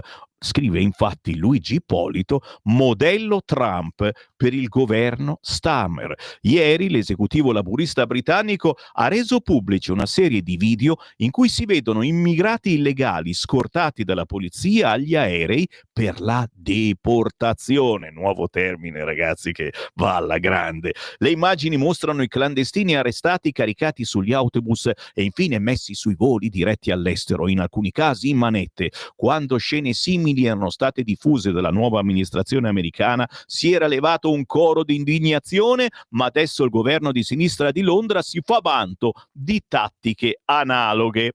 Chissà cosa diranno gli amici piddini italiani?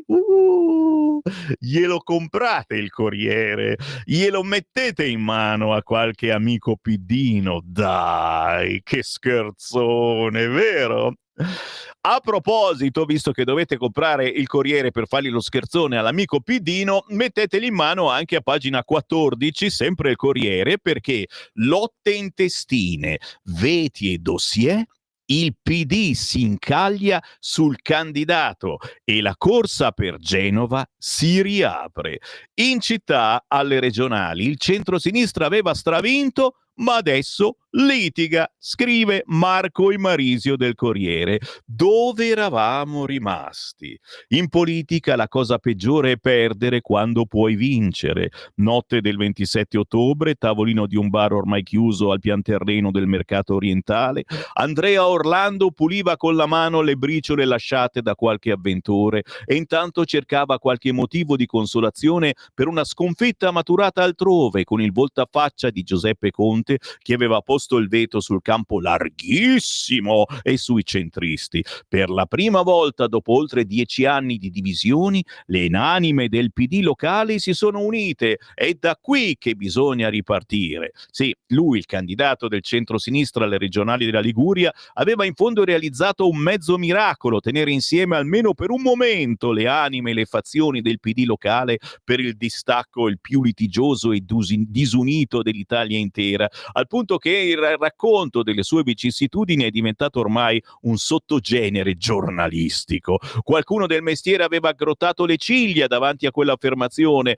Forse l'ex guardasigilli e ministro del lavoro peccava di ottimismo, e invece è tutto ritornato. Stanno litigando nuovamente. In quel di Genova il candidato non c'è e gli avversari? Il centrodestra ha indicato Pietro Biciocchi, già vice di Bucci, come candidato sindaco per la città di Genova. Staremo a vedere. Certamente, stavo dicendo, sempre se avete quell'amico piddino, oggi comprategli il Corriere, glielo sventolate in faccia, simpaticamente naturalmente, ci mancherebbe. Ho il tempo di leggervi la prima pagina del quotidiano Il Giornale, su cui poi ci torniamo. Mattarella, lezione di storia, foibe, simbolo del comunismo. Il presidente stronca i negazionisti e l'occultamento del PC. L'editoriale di Alessandro Sallusti, la verità storica di un eccidio. È il simbolo più tetro della dittatura comunista, ha detto ieri il presidente Mattarella celebrando la giornata del ricordo dei massacri compiuti dai partigiani rossi titini contro civili e militari italiani nella zona del Carso a cavallo della fine della seconda guerra mondiale. Mattarella certifica ciò che la sinistra ex e post comunista ha sempre cercato di occultare, poi negare e infine ai giorni nostri minimizzare. Quello dell'eccidio comunista è per esempio un argomento che non appassiona Alice Line, la quale si tiene ben lontana sia dalle celebrazioni in memoria dei caduti sia dalla condanna delle azioni oltraggiose dei negazionisti, che anche quest'anno hanno dato sfogo violento alla loro rabbia per un ricordo scomodo che non torna con la narrazione dei partigiani brava gente. Nessuno vuole riaprire antiche e dolorose ferite, ma ripristinare la verità storica è un dovere morale al quale nessuno dovrebbe sottrarsi, cosa che non fece per esempio il presidente partigiano Pertini, che nell'80 andò ai funerali di Tito omaggiando, baciò anche il suo feretro, colui che aveva dato l'ordine di infoibare dai 10 ai 16.000 italiani. E allo stesso modo si comportarono una quindicina di parlamentari di sinistra, da Cossutta a Pisapia, ex sindaco di Milano, da Nichi Vendola a Oliviero Di Liberto, che nel 2004 non votarono la legge voluta dal governo Berlusconi che istituiva il 10 febbraio la giornata del ricordo. Se non fosse per quella felice intuizione, oggi molti più italiani non saprebbero di quella storia drammatica che almeno una volta all'anno appare sulle pagine dei giornali e nei titoli dei telegiornali, a differenza di quanto avviene con i nuovi esponenti della destra conservatrice, ai quali è chiesto ogni giorno di dichiararsi non fascista. A nessuno giustamente viene in mente di chiedere ai politici di sinistra di oggi di dichiararsi non infoibatori. Sarebbe ridicolo al pari della prima richiesta, ma girarsi dall'altra parte come fanno oggi a sinistra è cosa che inficia la loro credibilità quando si dichiarano giudici supremi e unici custodi della storia democratica di questo paese. La storia partigiana è fatta anche di eccidi. Grazie presidente Mattarella di averlo ricordato a tutti. Stai ascoltando Radio Libertà. la tua voce libera, senza filtri né censura. La tua radio.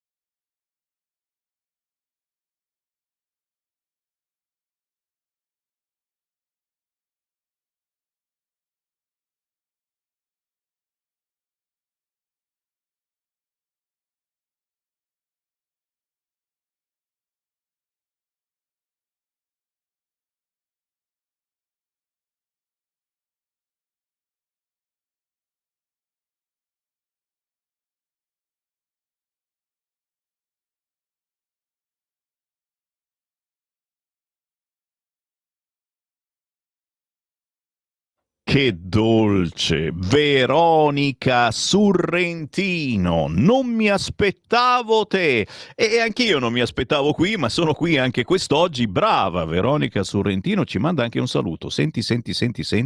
Ciao a tutti gli ascoltatori di Radio Ehi Libertà. là. Sono Veronica Surrentino e vorrei presentarvi il mio nuovo singolo, Non mi aspettavo te. È una ballad a piano e voce che racconta l'intensità di un sentimento, di ricordi che restano e di un futuro da ricostruire. Spero che vi arrivi tutta la mia emozione e grazie ancora a Radio Libertà per aver dato spazio alla mia musica. Un piacere. Veronica Surrentino, non mi aspettavo te, nel nostro contro Sanremo che comincia proprio quest'oggi. Tanta gavetta nei piano bar, nelle hall degli hotel, una semplicità poetica che riesce a parlare direttamente a chi ascolta. Cercatela sugli store digitali e anche su YouTube. Veronica Surrentino, non mi aspettavo te. Con il buongiorno rinnovato invece eccomi qua, sono proprio io, Sammy Varin. Buongiorno a chi ci ha acceso in questo momento in tutta Italia sul canale 252 del televisore, ma siamo anche in autoradio sulla vostra banda DAB. Schiacciate DAB sulla vostra autoradio e scoprite un mondo nuovo di radio, chi trasmette rock, chi liscio, chi la disco dance, chi parla. Quelli siamo noi, parliamo tanto ma soprattutto ascoltiamo e soprattutto ancora ascoltiamo il territorio. Proprio di notizie locali parliamo quest'oggi perché nelle scorse settimane ne ha parlato Malpensa 24, Varese News, Rete 55, informazione locale della zona della provincia di Varese. Di cosa ha parlato? Di un'esigenza di tanti negozianti di quartiere. L'idea parte da Cassano Magnago in provincia di Varese, ma riguarda veramente tutta l'Italia. Abbiamo con noi proprio chi fa parte di questo comitato spontaneo negozianti di quartiere e si chiama Lillo Bevelacqua. Buongiorno. Buongiorno Semmi, grazie da Radio Libertà per averci concesso questo piccolo spazio, un grande spazio, visto gli ascolti che avete.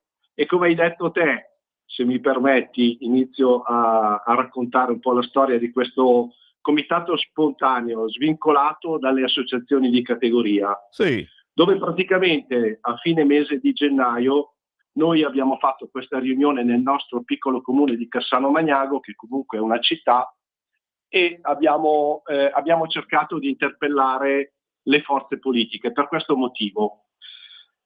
Allora, ci troviamo in disaccordo con quello che è la vecchia legge dei saldi, che risale all'anno 1939. Perciò chiediamo che questa legge venga aggiornata, venga rivalutata, perché al momento è un po' fuori luogo. E mi spiego meglio. Praticamente oggi come oggi i saldi estivi quest'anno sono iniziati al 5 di luglio. Facciamo una piccola considerazione. Saldi al 5 di luglio di fine stagione. L'estate inizia al 21 di giugno.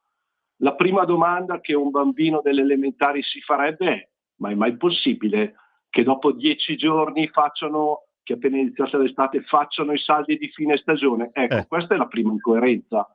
Assolutamente questo periodo è sbagliato e noi chiediamo di spostare questa data al terzo sabato di luglio, e questo per il periodo estivo. Poi Sammy, se mi devi dire qualcosa non c'è problema. No, infatti lo dico a chi ci segue in diretta. Se volete potete commentare anche inviando WhatsApp al 340 6709 659. Signori, una protesta potente che parte proprio dal comitato spontaneo negozianti di quartiere di Cassano Magnago, una battaglia per spostare le date riservate ai saldi per meglio tutelare le piccole attività, i negozi di vicinato, quelli che dobbiamo continuare a visitare, magari anche soltanto per San Valentino. Ricordiamo, facciamo un bel regalino al nostro lui e la nostra lei comprando dai negozi di vicinato, perché qui le cose vanno sempre peggio. Oltre a questa situazione dei saldi, poi Ce ne sono altre di cui adesso tra qualche minuto parliamo, perché c'è anche, è subentrato anche il Black Friday,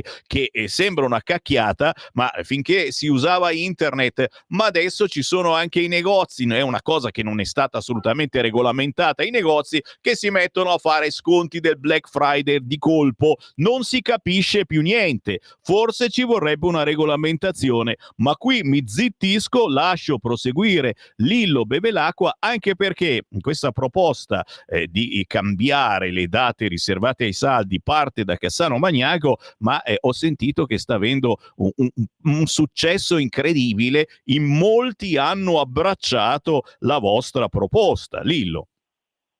Allora, andiamo per passo, per piccoli passettini, e spieghiamo un po' che cos'è Black Friday. È una moda che arriva da oltreoceano, una moda americana. In buona sostanza non c'è legge, non c'è norma per quello che riguarda l'Italia. Perciò, praticamente, quando un negoziante è costretto a fare Black Friday, noi a Cassano Magnago siamo in tantissimi che non abbiamo aderito fino a quest'anno, perché è una moda vecchia di facciamo 10-15 anni. Comunque qual è il problema? È che 30 giorni, 40 giorni prima dei saldi non si possono fare promozioni.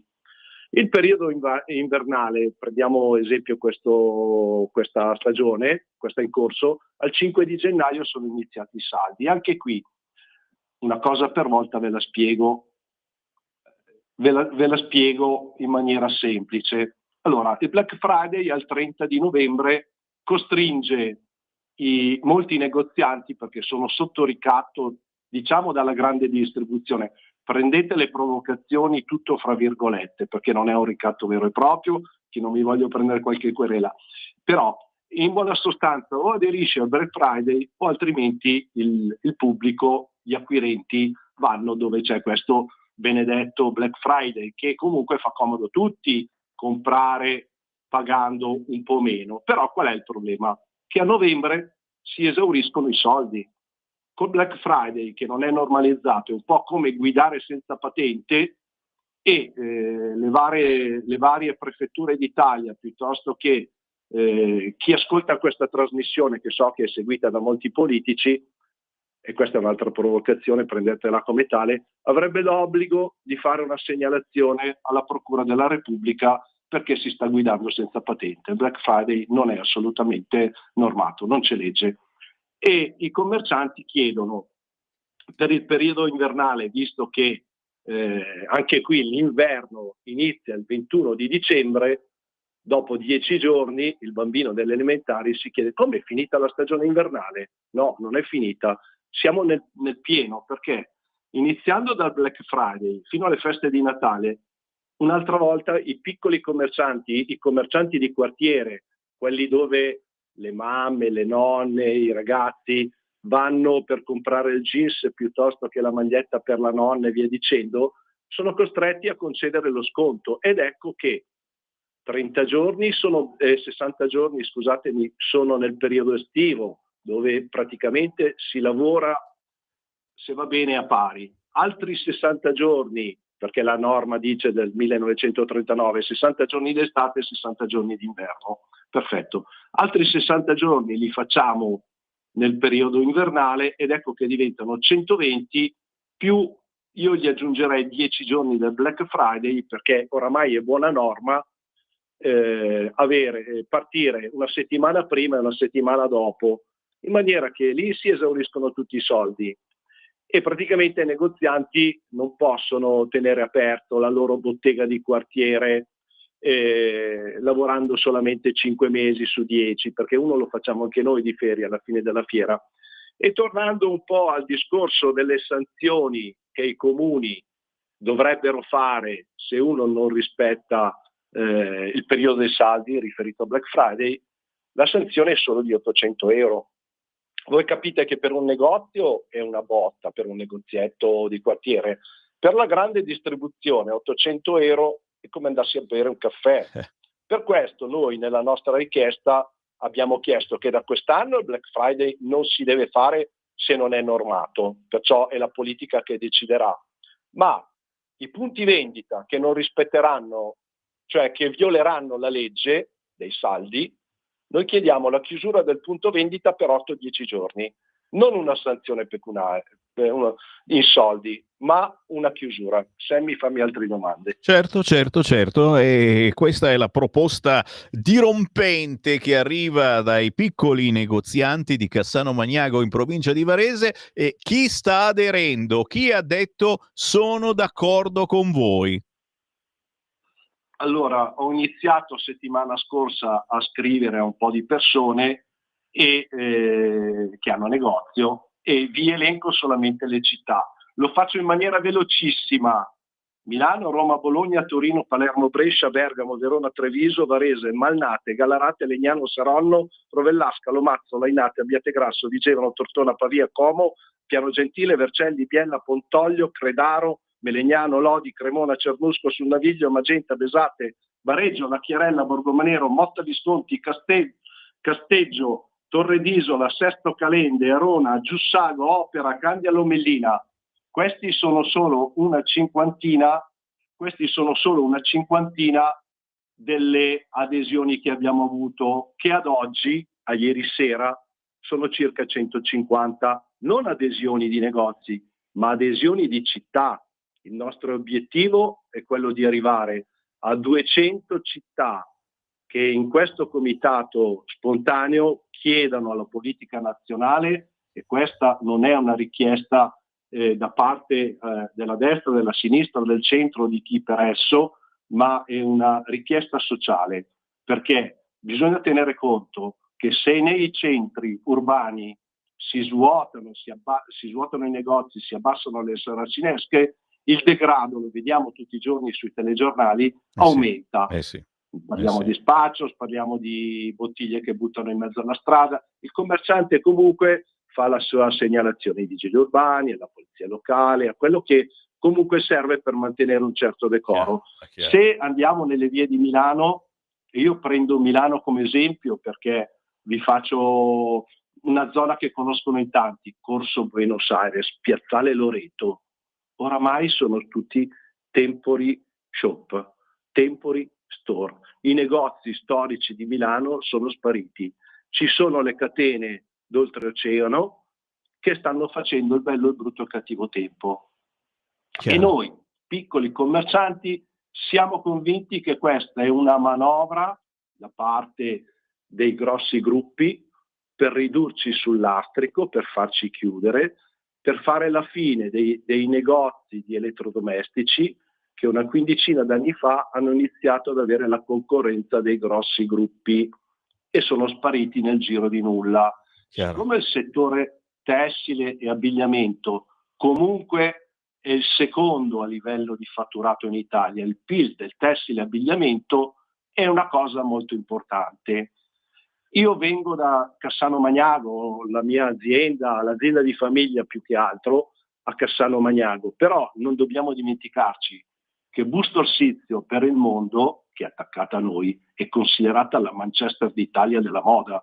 Qui effettivamente c'è una filiera ancora intatta fra il Comasco e il Varesotto, ancora intatta, producono le sete, quelle belle, si lavora per le firme, si fa tanti lavori veramente interessanti. Ti faccio parlare un attimo a te, Sammy, se no... No, guarda, sono parole sante, ma soprattutto è l'urlo di dolore dei piccoli commercianti che vogliamo lanciare, e parte dalla provincia di Varese, ma riguarda tutti voi che ci seguite da tutta Italia. Fatevi avanti, reagiamo a chi vi vuole lentamente togliere l'ossigeno. Lillo Bevilacqua, commercianti di Cassano Magnago, dove ti possono trovare? Chi vuole aderire a questo appello che fate alla politica e non soltanto, dove ti possono trovare, Lillo? Allora, intanto io chiedo se a Teleradio Libertà ci fate da sponda, però ci possono trovare. Ecco, ho dimenticato una cosa importante. Presso alcuni grossisti del centro tessile Milano, di Cernusco sul Naviglio, che ci stanno appoggiando e ci stanno dando una marea di quantitativi di nomi, di negozi che aderiscono, perché i centri all'ingrosso comunque c'è questo di Cernusco che comunque ci sta dando una bella mano a livello di grossista personale, non come centro tessile in sé per stesso. Mentre invece a Bologna, ecco una cosa che mi ero dimenticato, ho fatto una chiacchierata al telefono col presidente di Center Gross Bologna. Center Gross Bologna è l'ingrosso più grande che c'è in Italia per il settore tessile e abbigliamento. E qui mi voglio correggere. Center Gross Bologna è l'ingrosso più grande che c'è in Europa per il tessile e abbigliamento, perché non solo per l'Italia ma per tutta l'Europa. Il presidente, abbiamo fatto solo 2 chiacchiere al telefono, ma a fine mese voglio andare a approfondire la cosa. Gli ho spiegato la motivazione e mi ha detto: ci stiamo provando da tanti anni, non siamo ancora riusciti a trovare una sponda idonea per poter applicare questa nuova norma, che comunque deve essere modificata perché è troppo datata e troppo vecchia. Questo presidente ci ha promesso alle prossime sfilate internazionali, perché a Bologna arriva veramente tutto il mondo, è famosa come Milano, facciamo Milano-Bologna, poi viene Parigi e Londra, invece in realtà non è così la sequenza. Però noi siamo italiani, portiamo a casa come sta facendo il presidente americano gli interessi dei nostri concittadini. Perciò uno spazio nelle sfilate internazionali che si faranno a Bologna nel prossimo settembre. Io conto che già da quest'inverno, il Black Friday, dopo questa chiacchierata che chiedo a tutta la stampa di portare a conoscenza dei politici, dei nostri clienti, perché alla fine non è che il cliente non ha un vantaggio, il diritto del cliente è avere 60 giorni d'estate e 60 giorni d'inverno. Non cambia niente se spostiamo la data di 15 giorni, anzi il negoziante sarà più propenso a fare uno sconto maggiore, perché effettivamente a fine gennaio la stagione sta finendo e quello che rimane in negozio, anziché partire dallo sconto, dico una cifra che varia da negozio a negozio del 20-30%, il negoziante, siccome ha poco tempo, è incentivato a buttare fuori anche il 50% e siamo sempre sotto costo, perché comunque è un piccolo dettaglio, però è una cosa importante. I negozi di quartieri pagano le tasse in Italia. La maggior parte, ripeto, della grande distribuzione ha la sede fiscale nei paesi amici, dove si pagano dal 6 al 12%, dal 15 al 18%. In Italia siamo tassati mediamente non meno del 30%.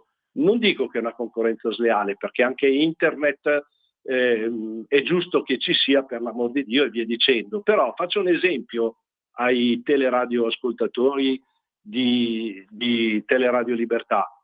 Guardate, gli svizzeri, che sono a un tiro di schioppo da Varese e da Cassano Magnago, hanno fatto la proposta ad Amazon: paghi le tasse come i nostri esercenti. Perciò Amazon non ha accettato, non sono arrivati al dunque, e la Svizzera è Amazon free.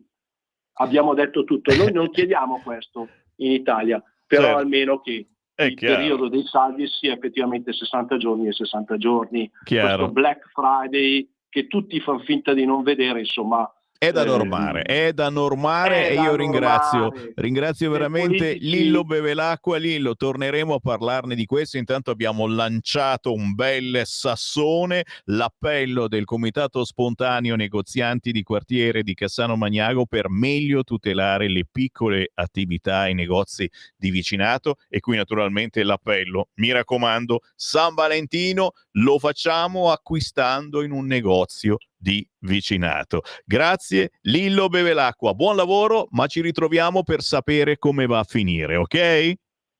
Perfetto, grazie Sammy, a tutti i telespettatori.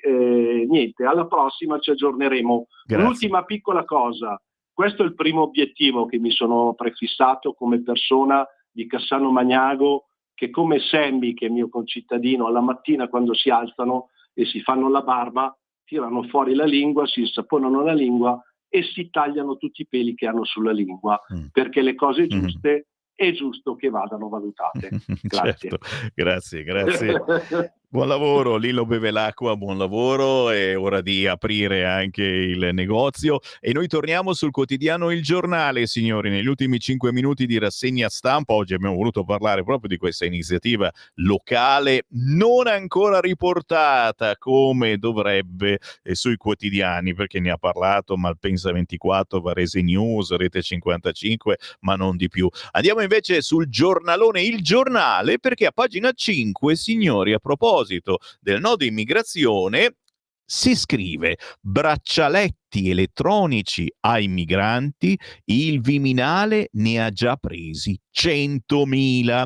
L'ipotesi di un monitoraggio dei clandestini nell'emendamento alla direttiva europea. Chi chiede asilo paghi i costi dell'accoglienza. Così scrive Felice Manti oggi sul quotidiano Il Giornale. Chi fa domanda d'ingresso poi fa perdere le sue tracce, così i rimpatri sono più difficili. La misura del tagging già funziona in altri paesi, come il Regno Unito. Insomma, un braccialetto elettronico per monitorare chi fa richiesta di protezione internazionale ed è obbligato a rimanere nell'area geografica su cui insiste la Commissione territoriale, che deve poi riconoscergli o no il diritto d'asilo, o chi ha l'obbligo di dimora presso un centro di accoglienza o strutture di enti privati. È la soluzione a cui sta pensando l'Europa per evitare la detenzione nei CPR voluti dalla sinistra e diventati galere a cielo aperto, scongiurando al tempo stesso il rischio che il migrante che non ha diritto a stare in Italia faccia perdere le sue tracce e sfugga al decreto di espulsione. Una proposta che sarebbe contenuta in un emendamento del governo alla legge di delegazione europea all'esame del Senato, approntato dagli uffici legislativi del Viminale. Staremo a vedere. Subito sotto, però, sempre Il Giornale parla dell'idea di trasformare l'Albania in CPR per le espulsioni immediate. Un giudice dice è la soluzione ideale. La possibilità di un nuovo decreto, del testo si è discusso tra Premier, Guardasigilli e Piantedosi. Se ne discute oggi come retroscena sul quotidiano Il Giornale. Giro la pagina e si parla dell'inchiesta sul finto Crosetto. Oggi quando si riceve una telefonata da Crosetto non c'è mai da fidarsi. La procura blocca 2 conti esteri, ricostruiti alcuni movimenti bancari verso l'Olanda e Hong Kong, usata soltanto una volta secondo i PM la voce del ministro. I reati ipotizzati dai magistrati inquirenti sono associazione a delinquere e sostituzione di persona finalizzata alla truffa. Chiaro che ormai è diventata una cosa quotidiana con questa intelligenza artificiale, diventato pericolosissimo. A pagina 11 Il Giornale: salva Milano, sala la spunta, PD diviso, maggioranza in ordine sparso, 5 contrari all'ODG chiesto dal sindaco, assente dall'aula. Il primo cittadino in TV minimizza, si va a casa quando non si ha più la fiducia del Consiglio, il resto sono dinamiche politiche, e apre a un'altra accoglienza. Se vogliamo una città viva 24 ore su 24, dobbiamo accettare dei compromessi e avere più migranti. Chiaro che, scrive sotto Marcello Zacchè, dai macellai ai pizzaioli mancano 258.000 lavoratori. È l'allarme del centro studi Confcommercio. E con questo dilemma Sammy Varin vi ringrazia per il gentile ascolto. Torno alle ore 11 con decine e decine di messaggi WhatsApp che sono arrivati nel frattempo, ma avremo